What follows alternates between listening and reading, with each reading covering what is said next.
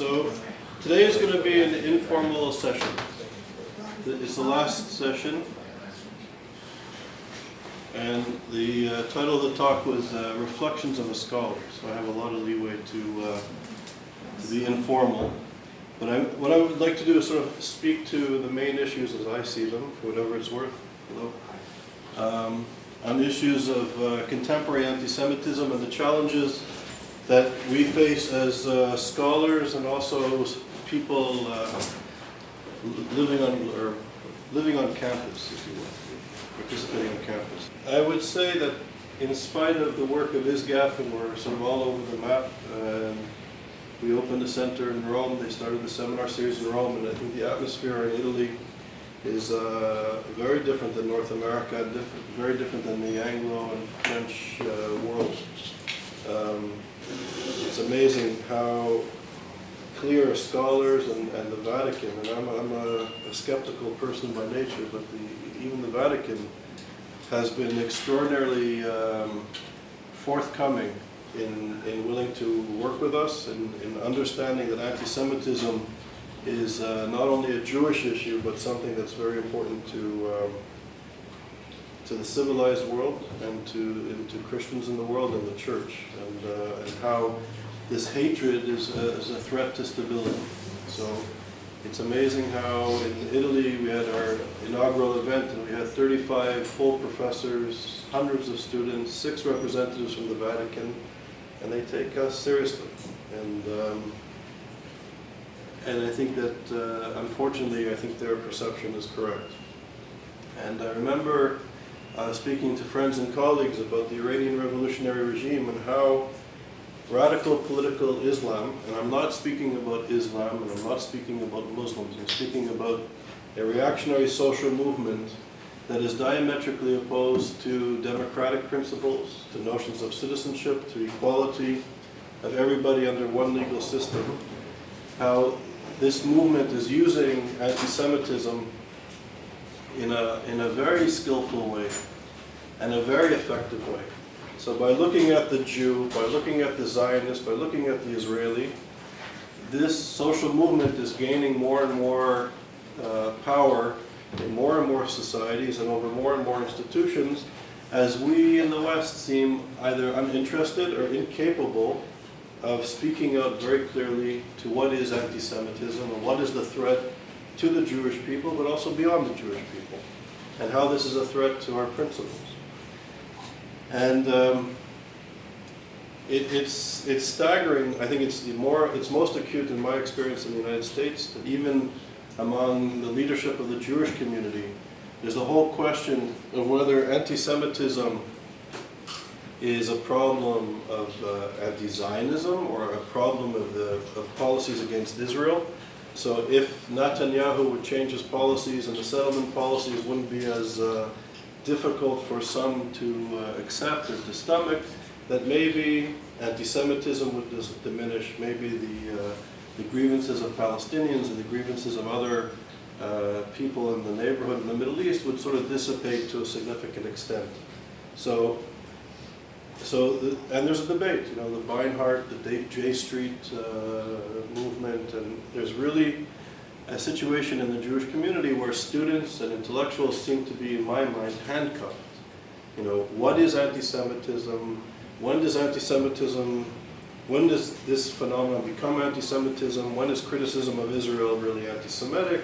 And we're sort of navel-gazing as this reactionary social movement is gaining more and more control. And I remember speaking to colleagues about the dangers of Iran and the Iranian revolutionary regime and their grip in Syria and their grip in Lebanon, and how Muslims, and if people care about human rights, how Muslims are the greatest victim of this reactionary social movement, how they use anti-Semitism, they try to focus people's attention, not dissimilarly to what the Nazis did, to focus on the Jew, to focus on the Israeli. It's like the puppeteer. Look here, while we take away the rights of gay people, we eliminate them. We subjugate women, and we do away with the rights of religious minorities. We do away with notions of citizenship and equality under the law. So I would speak to my friends how this use of anti-Semitism is not just a Jewish issue, but something that's much more ought to be of general concern. Now we can look at Syria, and we can see a regime, Iran, which has not been challenged in its anti-Semitism by the West and by many intellectuals, and certainly by the human rights community. We see Iran helping the Assad regime, supported by Hezbollah. You know, what is the death toll today? You know, it's 140,000, 160,000. How many refugees from Syria? You know, and what is the West doing in the face of this? And it's not disconnected from anti-Semitism. When Ayatollah Khomeini, the day before the Obama administration and the other 5 countries, the 5 countries plus 1, signed the interim agreement with Iran over the nuclear weapons accord, you know, Ayatollah Khomeini called the Jews, not just the Israelis and the Zionists, but Jews, rabid dogs that were the cause of all of the world's harm. He went on a disgusting sort of, you know, rhetorical rampage. And nobody really said anything. That could you imagine if the same was said about another group? Would Obama's administration sign an interim agreement with the regime? And the silence of the human rights community. And I find it staggering. Can you imagine if an African leader would come to the United States or come to a Western country and say that all Africans, all black Africans, were the descendants of apes and pigs, and they were the cause of all the evil and the disease in the world? I think in 2014, as somebody who's active in the anti-apartheid movement, I think, you know, thankfully, in 2014, that type of ideology would not be tolerated. And that person or that regime would be told to leave. And yet, when it comes to anti-Semitism, there's a silence. Several days ago, a young American Jewish journalist working for the Jerusalem Post was not given a visa to go to Saudi Arabia with the administration, Obama's administration, to the Middle East, and he didn't make the trip. Right? But can you imagine if an African American or a woman was refused to have a visa to accompany the entourage of the President of the United States, an American citizen, not permitted to enter into an allied country? It's staggering, in my opinion. So we have a regime, so I think with radical political Islam, we have an ideology that's sort of upfront, honest, open, and consistent. So they don't hide the fact that they're anti-Semitic. You can count on them. And I think, so we've been meeting here now for a while. Has anybody read the founding fathers of the Muslim Brotherhood, the Qutb and Sayyid, Qutb, Ayatollah Khomeini? Has anybody read this material? You read the material, the Hamas Charter? Okay. So I think it's really incumbent upon students and scholars, but not only just scholars, but people who care about issues of human rights, to go back to the founding fathers of this social movement, of this reactionary social movement, and begin to understand that this is not just because of the Jews or the Israeli policy, that this is something that has been emanating from the Middle East for the past century.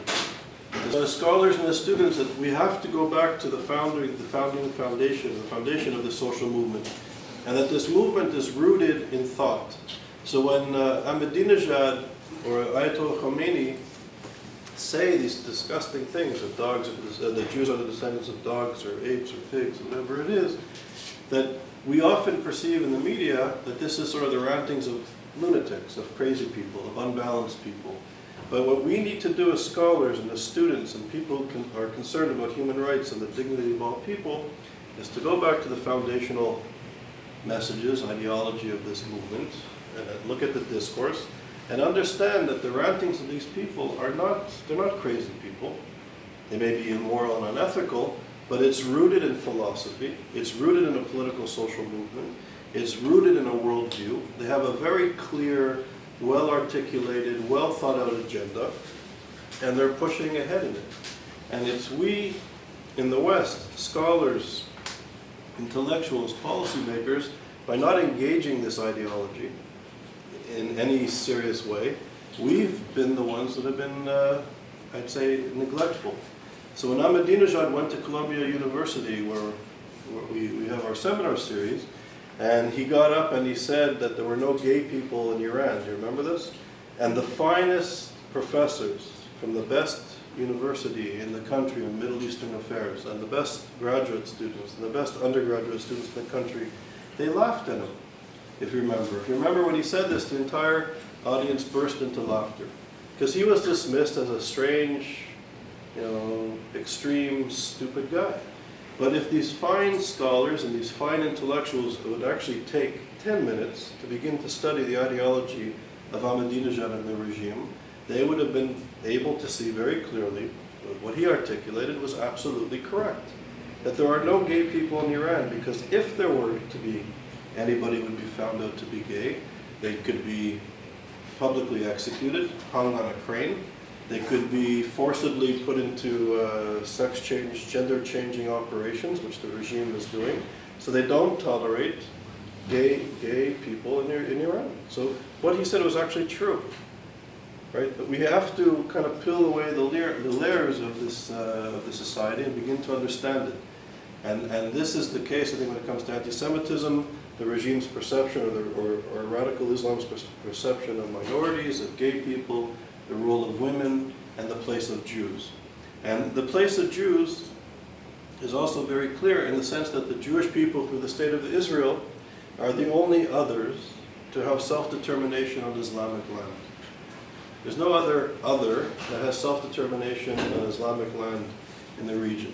So it's not a question of where Netanyahu or the successor, the next administration in Israel decides to draw the lines, decides to make, there'll be a peace process, and they're going to give land, or they'll give a Palestinian state on certain land or on certain areas. It's not a question for the Islamists of where these boundaries are going to be demarcated, because even if Israel would cede all of its land except for Tel Aviv, and say we're going to have a Jewish city-state, and have self-determination over Tel Aviv, that this would be inappropriate for an Islamist, because no non-believing Muslim has the right to have self-determination over land, number one, or to be equal under one legal system with a Muslim. Because if you know the Sharia law and the Islamist political movement, they have notions of dhimitude, second-class citizens, and the like. And democratic notions of equality under the law is not in keeping with the Islamist notion of imposing Sharia law in society and replacing democracy, which is a vestige of, in their view, of Western colonialism and imperialism that needs to be removed. And if you look at the Hamas charter, if it wasn't so serious, it would almost be like a Monty Python skit. But here you have the social movement that wants to rid the Palestinian society of the Islamic world of all foreign influence, of Christians and Crusaders and Jews and communists and capitalists. And they take the most pernicious form of European anti-Semitism and fuse it in the covenant. That the theme running through the covenant, the charter, this is not the military wing or the extreme wing, this is the founding document of Hamas, is the Protocols of the Elders of Zion. The Protocols of the Elders of Zion is the document that helped pave the way to remove Jews from the mainstream of European society, to demonize them, and pave the way for the Holocaust. And as we know from our history, from the history of hatred, that words and ideas are the beginning of the problem. The concentration camps didn't emerge from nowhere, they emerged from ideas. They emerged from policies that come from ideas, that come from words. And today, Islamists and others are using the Protocols of the Elders of Zion, the most dangerous forms of anti-Semitism, as mainstream, and I'm repeating myself, as mainstream political culture that is entering into society and portraying Jews and Israelis and Zionists in the most disgusting way. So on the one hand, part of my reflections is what's going on in the Middle East and the Islamic world, the takeover of this reactionary force. And don't be fooled, in the Islamic world there's all sorts of traditions of liberal Islam and moderate Islam and democratic movement, so it's not a monolithic entity, but this reactionary movement is gaining control. And then when you come to the academy, to the West, I would say we're stuck in a malaise where we're being learned, in the words of Ivan Illich, we're being taught not to think. And it's absurd. Recently I had an experience with Judith Butler. There's a group of people, she was supposed to speak at the Jewish Museum in New York, and some colleagues were trying to get the event canceled, and literally they bought all the seats for the event within 30 minutes, and they called up the Jewish Museum, and they told them if they don't cancel the event, there's going to be hundreds of anti-Judith Butler people in the audience. They canceled the event. But Judith Butler was going to use, and unlike Norman Finkelstein, I think Judith Butler is a genius. I think she's actually quite evil, and I'm choosing my words carefully, but she's a genius. She's a serious scholar, she's a serious philosopher, and she knows her material well. And she used an analysis of Franz Kafka to demonize Israel, and to demonize the notion of Jewish self-determination as a genius. And she wrote a paper, and it's in the London Review of Books, and there's an audio tape of her presentation at the British Museum. I urge you to read it, or to listen to it. It's brilliant. But she uses her analysis of Franz Kafka to attack contemporary Zionism and Jews who support the Zionist entity as basically being fascist, apartheid-supporting racists. But done in a brilliant way. So here you have a Jewish, gay, lesbian, American woman who literally goes around the world saying that Hezbollah and Hamas should be perceived as part of the progressive left. She's given honorary doctorate degrees. She was given one at McGill University, and even staggeringly, the Jewish community in Hillel here refused, from what I understand, to take a very strong position against this. I don't know if it's because they're intellectually lazy, or they don't want to get involved in conflicts, but it passed, and it passed relatively quietly. She was given the Adorno Prize in Berlin. She's being feted throughout the world. She speaks in Germany. She gets 15,000 people attending an event. 15,000 people. It's staggering. And why? Because she's a Jewish woman, and and the fact that she's Jewish, I think, plays a big role in it. And she's criticizing Israel. And in the words of Benny Morris, who spoke at our center last week, he's basically saying that this sort of inability to speak out against genocidal anti-Semitism, and I'm choosing my words deliberately, genocidal anti-Semitism, and make no mistake about it, this is a social movement that is out to rid the Middle East of Jews, certainly their ability to self-determination, if not the Jewish people themselves, depending on which flavor we're focusing on. And so while this reactionary social movement, which is genocidal and clearly is in its own rhetoric and philosophy and theology and policy, we in the West can't take a strong, coherent position against this social movement because somehow it's become politically incorrect. And why has it become politically incorrect? So in the books that I distributed last time, our center published a 6-volume book series called Global Anti-Semitism, A Crisis in Modernity. And there's a section in my introduction where I focus on postmodernism. And one of the things we can see in postmodernity is that this belief coming out of the Second World War, and certainly Europe suffered from the excesses of colonialism and racism and extreme nationalism. There was a philosophical movement to try and get away from what had happened, so sort of from binary notions of ideology and of thinking. And we came into a notion where postmodernity rose in importance. And in postmodernity, we try to put emphasis on the fact that we are not, white or black, and we're not British or French, and we have hybrid identities, and there's shades of gray, and even, I may be a Jewish man, but in certain situations I have different identities. I could be a allophone in Quebec, and I could be an English speaker in France, and I could be a scholar here, and I could be a son there, and I could be a friend here. We all have different identities and sort of notions of hybridity. So there's nothing good and evil kind of gets reduced and that sort of thing in the philosophy. And we have people like Edward Said, who has now emerged, I think, as an important part of this sort of postmodern canon, of the post-colonial, postmodern canon. And Edward Said, in his writings, never, as far as I'm aware, focuses on certainly anti-Semitism. He's out to kind of deconstruct the Zionist project as a part of the colonial modernist, as a modernist colonial imperial entity, and it's deconstructed. But what we fail to do is that what we fail to do as scholars is to have a critique of the critique. So in my writings, in the introduction, for example, I show how Michel Foucault, who's an important contributor to the sort of postmodern moment, perceived the Iranian Revolution as something that was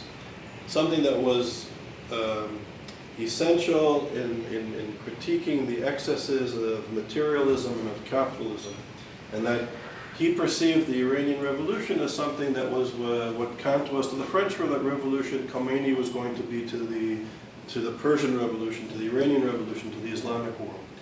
And Edward Said, who was in Paris in the late 70s and 80s, was also supporting Foucault's perception of the Iranian Revolution as something positive. So there is this blind spot, philosophically, historically, and politically, where we cannot critique the critique. So to critique those who were once colonized, to critique Africans and Asians and indigenous people of the Americas in this sort of postmodern anti-racist worldview is heresy. So, I remember coming back, I was part of the anti-apartheid movement as a kid here in Canada, as the chairperson of the African National Congress Solidarity Committee of Canada, and very active in Europe in the anti-apartheid movement, and a critical, progressive scholar, educated in London and Oxford, the most progressive social theory going. And I remember coming back from Israel, where I was living in Jerusalem, participating in Israeli and Palestinian, a group of scholars were trying to make rapprochement, and in Ramallah became friendly with a guy from Islamic Jihad who was a part of this group, and argued with him on the first two occasions, but then started to read his literature and ask him questions to understand rather than to confront and to argue. And I came back to London and I met my, my anti-colonial, anti-apartheid comrades, and started telling them that I don't think the peace process is going to work because the Islamists are rising in power, and their ideology is really problematic. It's sexist, it's homophobic, it's anti-Semitic. So my comrades right away said, "Oh, you've become a Zionist. You're now an apartheid-supporting racist." Right? So and these are serious. So of that group, I have one friend that I still argue with, but he speaks to me. The rest don't speak to me. And this is what we face as scholars, as who care about this at a philosophical level, and as students and individuals living in a world where anti-Semitism is rising, and we are intellectually handcuffed to speak out clearly. So we have to, at one level, these are my reflections, break through things philosophically, I think, and if we begin to address the philosophical constraints, that maybe we could begin to have an inroad politically. And we speak here, the issues in France, and I think France is probably 10 years ahead of us in North America. Those who know the European context, I think anti-Semitism and the influx of, I know it's politically incorrect, but I can actually substantiate this academically, that the influx of Muslims from certain countries has increased anti-Semitism. And I say this based on research in which we interviewed 5,000 Europeans, and we showed the correlation between the rise of anti-Semitism and what we call Israel bashing. And there is a disproportionate amount in the Muslim community based on this survey that points to high levels of anti-Semitism compared to other Europeans. So there is an issue.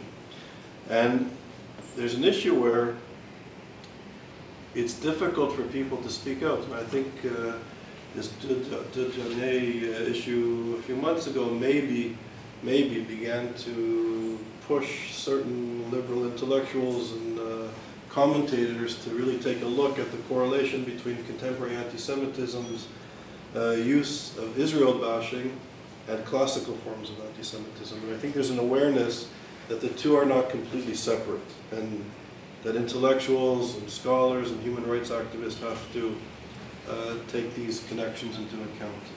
So, in a sense, we're dealing with something that is politically incorrect. I was watching the BDS hearings at the University of Michigan. I don't know if anybody monitors this sort of the BDS movement in North America. And, you know, for somebody who was active in politics, anti-apartheid, Soviet Jewry, Ethiopian Jewry, anti-racism, I'm on all these campuses on a regular basis, and I was watching the hearings from the University of Michigan, and I was shocked. I was shocked at the hatred coming from a lot of students.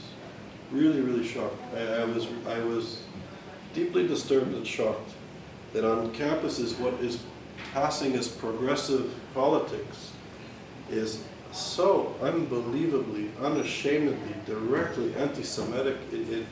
It boggled my mind that this was going on. This was officially sanctioned speech in a debate whether to divest, for the student body to divest from companies doing business in Israel. But the discussion was disturbing.